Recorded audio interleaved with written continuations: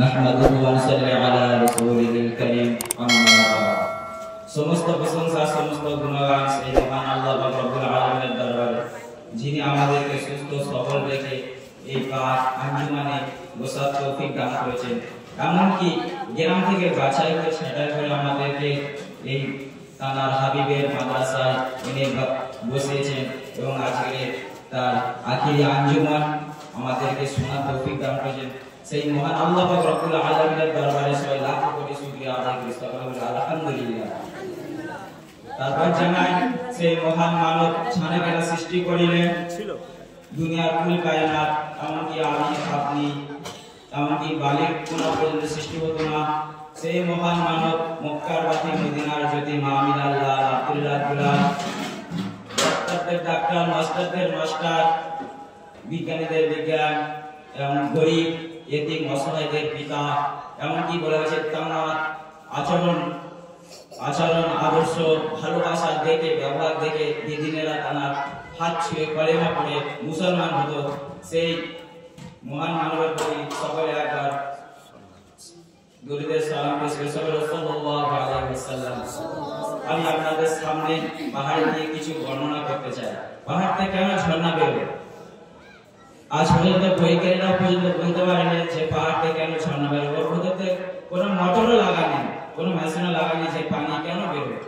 পাহাড় আসলে কাঁদে, কেন কাঁদে? এই জন্য কাঁদে যে পাহাড় থেকে কাল কিয়ামতের ময়দানে, মাহশরের ময়দানে যখন মানুষদেরকে জাহান্নামে ফেলা হবে, তখন জাহান্নামের পেট ভর্তি হবে না, মানুষ কম পড়ে যাবে। তখন আল্লাহ পাক রব্বুল আলামিন ফেরেশতাদেরকে বলবেন, যাও তোমরা যাও, দুনিয়ায় যেসব পাহাড় ছিল সেই সব পাহাড়গুলোকে এনে জাহান্নামের পেট ভর্তি করো।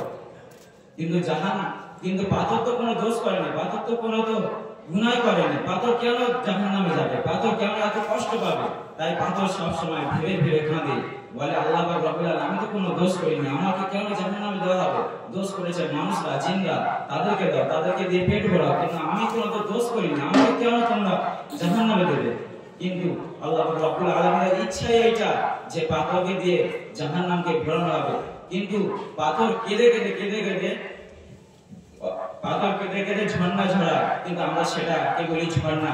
কত তার পানিটা নিয়ে কত রকমের হাসি করি, খেলা করি, গা ধুই, কিন্তু আমরা জানি না যে পাথর কাঁদে, পাহাড় কাঁদে।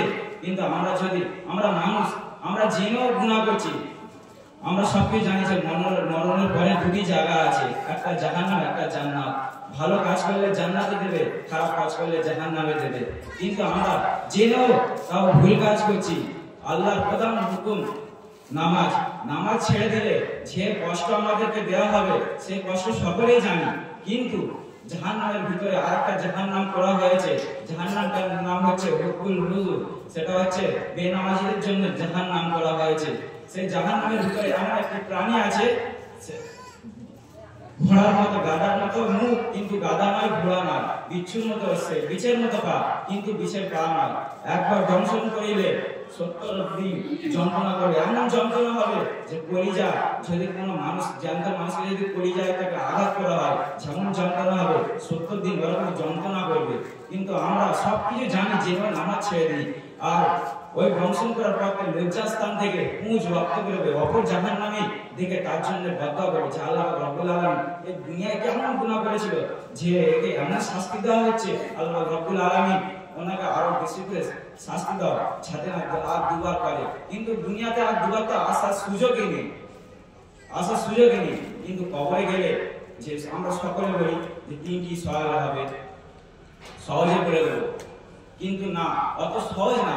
ফাতিমা রাদিয়াল্লাহু তাআলা আনহা, তিনি যখন ইন্তেকাল হয়, একটা সাহাবী কবর খুলতে গিয়েছেন, কবর খুলছে আর বলছেন, এ কবর তুই সাবধান হয়ে যা, তোর বুকে কে শুতে আসছে জানিস? হযরত সাইয়্যিদা আলী স্ত্রী, তুই সাবধান হয়ে যা, তাদের সাথে কোনো খারাপ আচরণ করিস না। তারপরে ফের ঘুরতে বলছে, এ কবর তুই সাবধান হয়ে যা, তোর বুকে কে শুতে আসছে জানিস? হযরত ইমাম হাসান হোসেন রাদিয়াল্লাহু তাআলা আনহু আম্মা জান, যিনি হচ্ছে ছেলেদের জান্নাতের সর্দারের মা, কিন্তু কবর একই প্রশ্নের কথা উত্তর দিয়েছে, কে জান্নাতের সর্দারের মা, কে জান্নাতের রমণী, কে সাইয়্যিদা আলী স্ত্রী আমি চিনি না। আমি শুধু একটা জিনিস চিনি, যে আমার বুকে ভালো আমল করে আসবে, আমি তার ভালো জায়গা দেব, সাথে ভালো ব্যবহার করবো। সে যদি খারাপ ব্যবহার, সে যদি খারাপ কাজ করে আসে, আমি কিন্তু তার সাথে সেরকমই ব্যবহার করবো। দুনিয়া যে যেরকম মানুষের সাথে ব্যবহার করেছে, দুনিয়ায় সে লোকের সাথে ব্যবহার করেছে, আমিও তার সাথে সেরকম ব্যবহার করবো।